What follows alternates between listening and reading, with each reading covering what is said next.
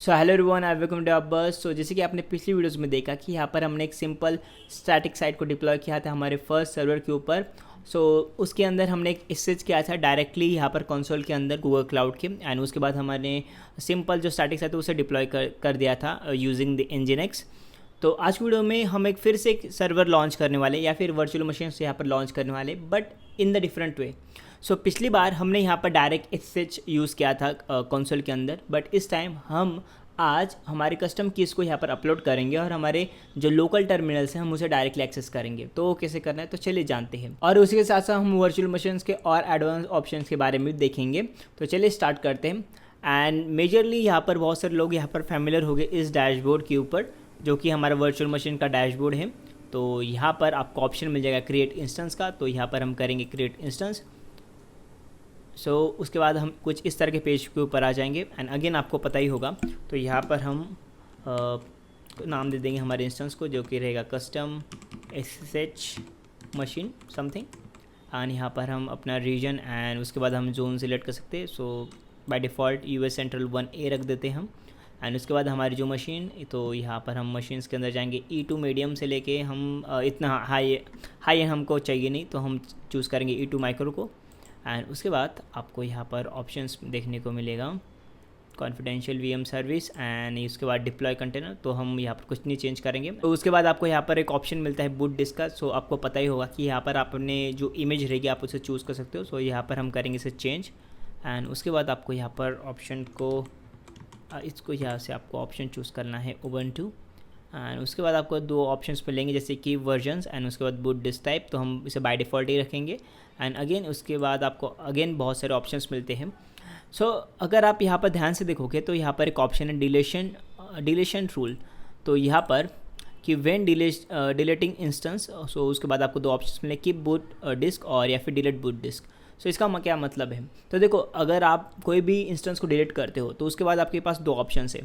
अगर आप चाहते हो कि जो इंस्टेंस डिलीट हो जाए उसके बाद जो उसकी डिस्क रहेगी या फिर जो हार्ड ड्राइव रहेगी या फिर एसएसडी रहेगी वो बाय डिफ़ॉल्ट स्टिल रिमेन होनी चाहिए, तो आप इसे ऑप्शन को चूज़ कर सकते हो जैसे कीप बूट डिस्क। सो इसके बाद होगा क्या कि अगर आपकी मशीन तो यहाँ पर डिलीट हो जाएगी, बट आपकी जो बूट डिस्क रहेगी वो स्टिल यहाँ पर रिमेनिंग रहेगी।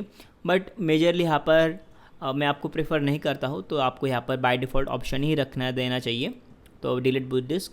एंड उसके बाद आपको डिफरेंट तरह के यहाँ पर इंक्रिप्शन ऑप्शन मिलते हैं, जैसे कि एक गूगल की सेल्फ मैनेज है, उसके बाद क्लाउड KMS। सो उसके बाद हम और आगे वाले वीडियोस में आपको बताऊंगा। तो यहाँ पर आप अपने खुद की कीज़ भी आप मैनेज कर सकते हो, बट बाय डिफ़ॉल्ट हम यहाँ पर ऑप्शंस रखने वाले हैं गूगल मैनेज इंक्रिप्शन कीज़।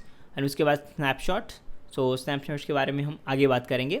तो इतने ऑप्शंस हैं, एंड अगेन आपको बहुत सारे ऑप्शंस और मिल जाएंगे, बट हम बाय डिफ़ॉल्ट इतने ही रखेंगे। एंड उसके बाद हम करेंगे इसे सिलेक्ट करने के बाद आपको ऑप्शंस मिलेगा आइडेंटिटी एंड API एक्सेस। तो आपको यहाँ पर सर्विस अकाउंट का नाम मिल जाएगा, तो यहाँ पर आपको अलाउ डिफ़ॉल्ट एक्सेस है। एंड और उसके बाद हमको फायरवॉल को ऑप्शंस मिलते हैं, तो हम इसे करेंगे allow HTTP and HTTPS। And the main thing is यहाँ पर आपको ऑप्शंस मिलता है एडवांस ऑप्शंस का। तो आप जैसे इस एरो को क्लिक करोगे तो आपको अगेन बहुत सारी चीज़ें मिलेंगी। एंड उसके बाद आपको जो मेन यहाँ पर कंसर्न होना चाहिए जो कि है सिक्योरिटी के अंदर, यहाँ पर है शील्ड VMs एंड SH की। सो अगर आप इसे ड्रॉप डाउन मेनू को ओपन करोगे तो आपको अगेन यहाँ पर एक ऑप्शंस मिलेगा मैनेज एक्सेस का। एंड उसके बाद यहाँ पर आपको देख सकते हो एक ऑप्शन है कि add manually generated SH keys. तो अभी तक हो क्या रहा है कि अगर हम इसे इंस्टेंस को डायरेक्टली लॉन्च कर देंगे तो इसे हम डायरेक्टली कंसोल से ही मतलब एक्सेस कर सकते हैं, जो कि सर्विस अकाउंट के साथ जो आपका मशीन रहेगी वो एक्सेस होगी। बट अब हम करेंगे अपनी खुद की कीज़ को जनरेट, और यहाँ पर हम करेंगे अपलोड। एंड अपलोड करने के बाद आप अपने जो मशीन है आपके लोकल टर्मिनल से भी उसे एक्सेस कर सकते हो। सो अगर आप यहाँ पर लर्न मोर पे ऊपर जाते हो तो आपको अगेन यहाँ पर एक आर्टिकल मिल जाएगा, बट मैं आपको एक ईजियर स्टेप बताता हूँ कि आप कैसे से जनरेट कर सकते हो इस कीज़ को एंड अपलोड कर सकते हो। तो यहाँ पर हम इसे चले जाएंगे और इसे कट कर देंगे। तो आपको ओपन कर लेना है आपका टर्मिनल। तो यहाँ पर अगर आप विंडोज़ यूज़ करते हो आपको गिट बैश आप यूज़ कर सकते हो, एंड अगर आप लिनक्स या फिर मैक OS के अंदर हो तो आप डायरेक्टली से जो कमांड में बता रहा हो आप डायरेक्टली से फॉलो भी कर सकते हो। तो हमको करना क्या है कि हमको करना है एसएच की को जनरेट। तो देखो यहाँ पर 2 कीज़ जनरेट होगी। सबसे पहले रहेगी पब्लिक की, जो कि हमारे हम इंस्टेंस के अंदर ऐड करेंगे। तो लेट मी शो यू। तो अगर हम ऐड आइटम्स के अंदर जाएंगे तो यहाँ पर जो पब्लिक की है हमको वो ऐड करनी है, एंड जो सेकंड की रहेगी वो रहेगी प्राइवेट की, जो कि हम यूज़ करेंगे हमारी मशीन को एसएच करने के लिए। सो आई होप आपको दोनों के अंदर फ़र्क पता चल चुका होगा। अगर आपको कन्फ्यूजन है तो इस वीडियो को एंड तक देखिए, आप सब चीज़ें यहाँ पर समझ जाओगे। तो चलो यहाँ पर हमारे एसएच की को जनरेट कर लेते हैं। तो you can follow me along. तो उसके बाद आप भी अपने एसएच की को यहाँ पर जनरेट कर सकोगे। तो सबसे पहले हम डायरेक्टरी बना लेंगे। तो यहाँ पर हम डायरेक्टरी mkdir एंड gcp-keys करके, एंड उसके बाद हम cd कर देंगे हमारे डायरेक्टरी के अंदर gcp keys, एंड उसके बाद हम क्लियर कर देंगे। तो मैं आ चुका मेरे डायरेक्टरी के अंदर। एंड उसके बाद आपको एक सिंपल कमांड फॉलो करनी है, जो कि sh-keygen, एंड उसके बाद आपको मेंशन करना है की का टाइप, जो कि होगा -t एंड RSA। तो -t फॉर द टाइप। तो यहाँ पर हम RSA कीज़ यहाँ पर जनरेट करने वाले हैं। एंड उसके बाद आपको फिर से स्पेस देना है, और यहाँ पर आपको मेंशन करना है या फिर मेंशन नहीं, यहाँ पर आपको कमेंट करना है आपकी ईमेल आईडी को। तो जो भी आपके गूगल अकाउंट की एसोसिएट जो भी ईमेल आईडी रहेगी आपको यहाँ पर ऐड करना पड़ेगा। तो यहाँ पर मैं अपनी ईमेल आईडी को ऐड कर लेता हूँ। सो मैंने यहाँ पर कमेंट कर दिया है हमारी ईमेल आईडी को। सो उसके बाद आपको यहाँ पर सिंपल एंटर कर देना है। सो जैसे आप एंटर करोगे तो आपको एक ऑप्शन पूछेगा कि enter file in which to save the key. So अगर आप यहाँ पर डायरेक्ट एंटर कर देते हो तो उससे होगा क्या कि जो आपकी जो कीज़ रहेंगी वो बाय डिफ़ॉल्ट यहाँ पर सेव हो जाएगी .sh एंड ID RSA के अंदर। बट अगर आप चाहते हो कि आपको जो कीज़ का पर्टिकुलर आपको नाम देना है तो आप यहाँ पर डायरेक्टली नाम दे सकते हो, जैसे कि gcp-key। सो उससे होगा क्या कि आपकी जो कीज़ रहेंगी, जो अपनी जो करंट डायरेक्टरी जो कि gcp कीज़ के अंदर आपकी जो पब्लिक एंड प्राइवेट कीज़ दोनों यहाँ पर जनरेट हो जाएगी। एंड आपको यहाँ पर जो पाथ रहेगा .sh एंड ID RSA उसके अंदर आपको जानने की ज़रूरत नहीं रहेगी। आप डायरेक्टली इस डायरेक्टरी के अंदर एक्सेस कर सकते हो। तो यहाँ पर हमने ऐड मतलब मेंशन कर दिया है हमारी कीज़ का नाम, जो कि है GCP कीज़। सो उसके बाद आपको एंटर कर देना है, एंड अगेन आपको ऑप्शन पूछेगा एंटर पैराफ्रेज। तो हम यहाँ पर कोई भी पैराफ्रेज ऐड नहीं करेंगे। उसके बाद फिर से एंटर, एंड उसके बाद आपकी जो कीज़ रहेंगी वो जनरेट हो चुकी है। जैसे कि आप देख सकते हो कि your identification has been saved in GCP key, your public key has been saved in GCP key .pub। तो यहाँ पर हमारी दोनों कीज़ यहाँ पर जनरेट हो चुकी है, जैसे कि first will be like private and second will be the public. तो यहाँ पर आपको हैश भी मिल जाएगा। ओके, तो यहाँ पर हमारी की जनरेट हो चुकी है। सो यहाँ पर हम कर देंगे क्लियर, एंड उसके बाद आपको सिंपल कमांड यूज़ करनी है ls। सो जैसे कि आप देख सकते हो कि यहाँ पर अपने दोनों कीज़ आ चुकी है। सबसे पहले है आपकी प्राइवेट कीज़ एंड सेकेंड है हमारी पब्लिक की। तो यहाँ पर दोनों की जनरेट हो चुकी हैं। सो अगर आप फिर से डैशबोर्ड के अंदर जाओगे, सो नॉट दिस वन, तो यहाँ पर आप देख सकते हो कि यहाँ पर आपको एंटर करनी है पब्लिक की को। चलो यहाँ पर हम अपने कीज़ को हम ऐड करते हैं मशीन के अंदर। तो उसके लिए बहुत ही सिंपल कमांड है cat। सो gcp-key। सो उसके हेल्प से, कैट की हेल्प से आप अपनी फाइल को देख सकते हो। तो हम यहाँ पर करेंगे key.pub। सो जैसे आप एंटर करोगे तो यहाँ पर अपनी जो कीज़ आ चुकी है। तो हम करेंगे सीधे सिंपल कॉपी टिल यहाँ तक, आपकी जो ईमेल आईडी रहेगी यहाँ तक।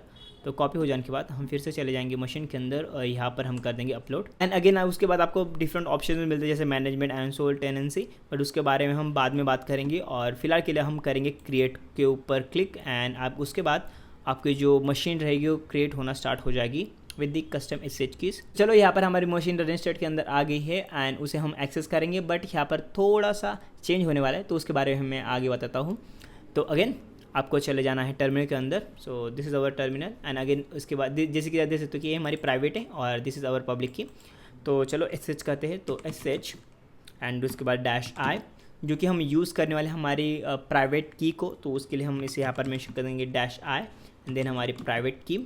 एंड उसके बाद अगर आप AWS के अंदर यूज़ करते हो, अगर आपने AWS या फिर आपने दूसरे कोई भी क्लाउड यूज़ किया होगा, तो उसके अंदर आपने देखा होगा कि यहाँ पर जो भी आप OS चूज़ करते हो तो वो OS as a user name treat होता है, एंड उसके बाद आपकी जो पब्लिक IP आप ऐड करते हो। तो वही केस हम करेंगे। तो हमारा ऑपरेटिंग सिस्टम था उबंटू, तो उस केस में हम भी यूज़ करेंगे उबंटू। उसके बाद @ एंड यहाँ पर हमारी जो पब्लिक IP थी, मतलब एक्सटर्नल IP, हम उसे करेंगे कॉपी और यहाँ पर कर देंगे पेस्ट।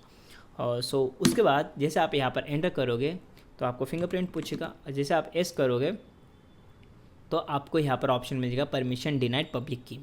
तो इसका क्या मतलब है, आप सोचोगे यहाँ पर chmod की कमांड यूज़ करना चाहिए क्योंकि यहाँ पर प्रॉपर परमिशंस नहीं। तो यहाँ पर हम chmod 600 कर देंगे एंड उसके बाद GCP की को भी हम यहाँ पर परमिशन दे देंगे।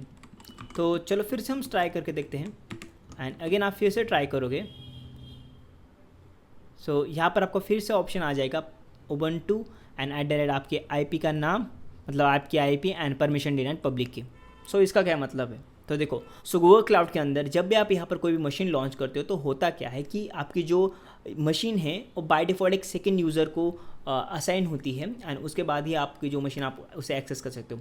अगर आप यहाँ पर बाय डिफ़ॉल्ट जो सेटिंग रहती है, जैसे कि अगर हम AWS के अंदर देखें या फिर दूसरे क्लाउड के अंदर देखें, तो यहाँ पर आप डायरेक्टली जो आपका OS रहता है एज ए यूज़र नेम यहाँ पर ट्रीट होता है, बट इस केस में नहीं है। तो यहाँ पर हम SSH कैसे करेंगे, तो मैं आपको एक चीज़ बताता हूँ।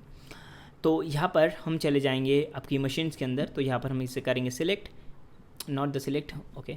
सो यहाँ पर आपको ऑप्शन मिलेगा SSH का।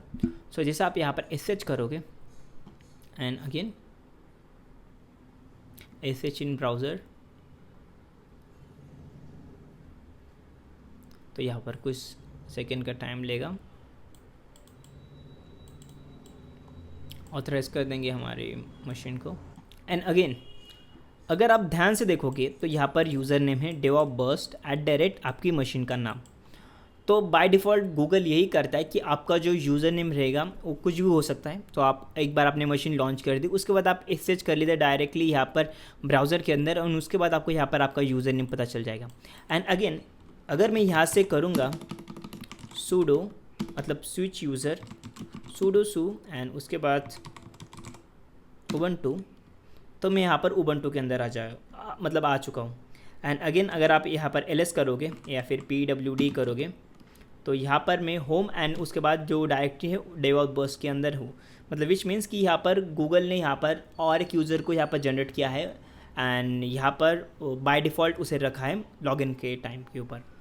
तो हम करेंगे cd एंड उसके बाद डैश एंड अगर आप फिर से ls करोगे तो यहाँ पर दो यूज़र्स हैं, DevOpsBurst एंड दी Ubuntu। सो जो बाय डिफ़ॉल्ट जो यूज़र है वो रहेगा DevOpsBurst। तो नाउ अगर हमको मशीन को एक्सेस करना है तो उस केस के अंदर हमको जो यूज़र रहेगा जो कि फर्स्ट टाइम हमने SSH करने के बाद मतलब ऑप्शन आपको दिखा जैसे कि है DevOpsBurst, तो आपको इस वाली यूज़र को यूज़ करना पड़ेगा आपके SSH करने के लिए मशीन के अंदर। तो चलिए यहाँ पर हम इसे कर लेंगे कॉपी या फिर आप डायरेक्टली भी टाइप कर सकते हो, उसमें कोई बड़ी बात नहीं। तो यहाँ पर हम Ubuntu को चेंज कर लेंगे टू दी DevOpsBurst। सो यहाँ पर हम करेंगे DevOps उसके बाद Burst। सो जैसे आप यहाँ पर एंटर करोगे एंड उसके बाद आपको मे बी परमिशन पूछेगा या फिर आप डायरेक्टली यहाँ पर SSH कर लोगे मशीन के अंदर। तो यहाँ पर आप SSH कर चुके हैं मशीन के अंदर। अगर हम मैं यहाँ पर pwd करूँगा तो यहाँ पर home and DevOpsBurst and again यहाँ पर सेम चीज़ें यहाँ पर भी है जो कि है इनबिल्ट ब्राउज़र का कंसोल है and this is ours. So ls and उसके बाद cd एंड डैश एंड उसके बाद ls। तो DevOpsBurst एंड Ubuntu यहाँ पर दो यहाँ पर यूज़र्स हैं एंड अगेन अगर आप चाहते हो तो आप स्विच भी कर सकते हो, जैसे कि sudo su टू Ubuntu। तो यहाँ पर मैं स्विच हो चुका हूँ Ubuntu के अंदर and again you can switch also in the root, so you can use sudo su super user। तो आप यहाँ पर रूट यूज़र भी यहाँ पर हो तो Ctrl D for exit from the root user. And again यहाँ पर फ़िलहाल के लिए तो सब चीज़ आप देख सकते हो जैसे कि memory and all the things. And again ये जो वे था थोड़ा कॉम्प्लिकेट हो सकता है कुछ लोगों के लिए, क्योंकि तो आपको एक चीज़ यहाँ पर ध्यान में रखनी है कि जब भी आप यहाँ पर मशीन लॉन्च कर दोगे तो उसके बाद आपको यहाँ पर SSH कर लेना है ब्राउज़र के अंदर। सो उसके बाद आप देख सकते हो कि आपका जो यूज़र यहाँ पर कौन सा असाइन है। तो मेरे केस में DevOpsBurst था, तो इस केस के अंदर मैंने भी यहाँ पर DevOpsBurst यूज़ किया एंड उसके बाद मैंने यहाँ पर सक्सेसफुली SSH कर लिया। सो अगर आप यहाँ पर करते नहीं हो तो आपकी जो मशीन के अंदर आप यहाँ पर SSH नहीं कर सकोगे। So that's pretty much for this video and आगे बढ़ने से पहले आपको ये वाले जो फर्स्ट सर्वर रहेगा आपको इसे डिलीट कर देना है अगर आपने अभी तक डिलीट नहीं किया होगा तो। एंड जो हमारा कस्टम SSH मशीन थी जो कि हमने अभी रिसेंटली में बनाई थी उसके अंदर हम और सारी चीज़ें हम करेंगे, डिप्लॉय करेंगे ऐप्स को, तो उसके बारे में हम आगे जानेंगे। तो फिलहाल के लिए वीडियो ये तक रखते हैं and see you guys in the next one.